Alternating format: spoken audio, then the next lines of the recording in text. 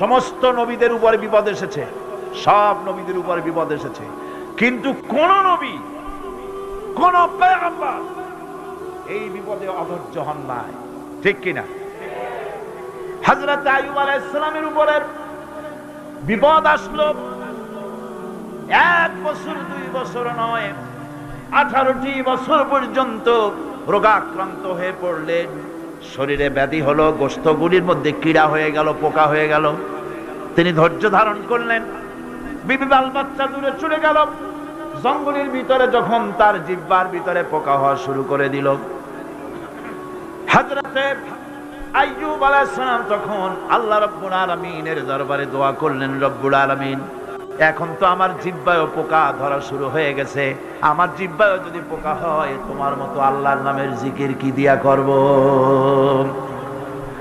আল্লাহ রাব্বুল আলামিন হযরত আইয়ুব আলাইহিস সালামকে ক্ষমা করে দিলেন, মাফ করে দিলেন, রোগ শেফা করে দিলেন। অধৈর্য তিনি হন নাই, ধৈর্য ধারণ করেছিলেন। হযরতে ইউসুফ আলাইহিস সালাম, হযরতে ইয়াকুব আলাইহিস সালামের চোখের থেকে তাকে সরায় দেওয়া হলো। এত বড় বিরাট বিপদ, সেই বিপদেও তিনি ধৈর্য ধারণ করেছেন। ধৈর্য ধারণ করার কারণে আল্লাহ রাব্বুল আলামিন এমন নিয়ামত তারে দান করলেন। আল্লাহ পাক হযরত ইউসুফ আলাইহিস সালামকে বাঁচায় রাখলেন। শুধু বাঁচান নাই, প্রেসিডেন্ট বানায় দিলেন। আর তার জামানিয়া যখন আসতেছিলেন, কোথায় মিশর, কোথায় কেনান, হযরতে ইয়াকুব আলাইহিস সালাম বলেছেন, আমি যেন আমার নাকের ভিতরে ইউসুফের ঘ্রাণ পেতেছি।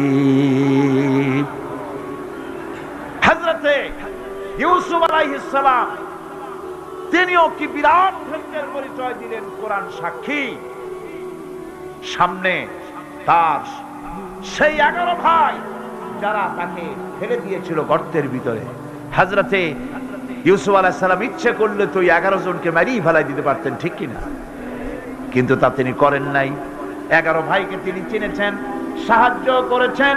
আর ওই 11 ভাই সম্পর্কে হযরত ইউসুফ আলাইহিস সালাম বললেন, লা তাসরিবা আলাইকুমুল ইয়াউম, তোমাদের বিরুদ্ধে আমার আজকে কোনো বিদ্বেষ নাই, আমি তোমাদেরকে মাফ করে দিলাম। সুবহানাল্লাহ, সুবহানাল্লাহ।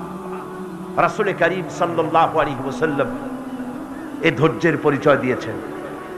কত মাঠ তাকে দিয়েছে, তায়েফের ময়দান। যারা তায়েফে গেছেন তারা দেখেছেন, সরু রাস্তা, দুই দিকে পাহাড়, এই দুই দিক থেকে যুবকেরা পাথর নিক্ষেপ করছে, আর তিনি পড়ে যাচ্ছেন। আবার কাফেরেরা জবরদস্তি করে হাঁটাচ্ছে, আবার পাথর মারতেছে, আবার বেহুশ হচ্ছেন। 3 বার বেহুশ হয়ে পড়েছিলেন। ফেরেশতা বলেছেন, হে আল্লাহর নবী, আমাদেরকে অনুমতি দেন, আমাদেরকে হুকুম করে দেন, আমরা এই পাহাড় গুলি দিয়া চাপা দিয়া কাফের গুলিকে শেষ করে দেই।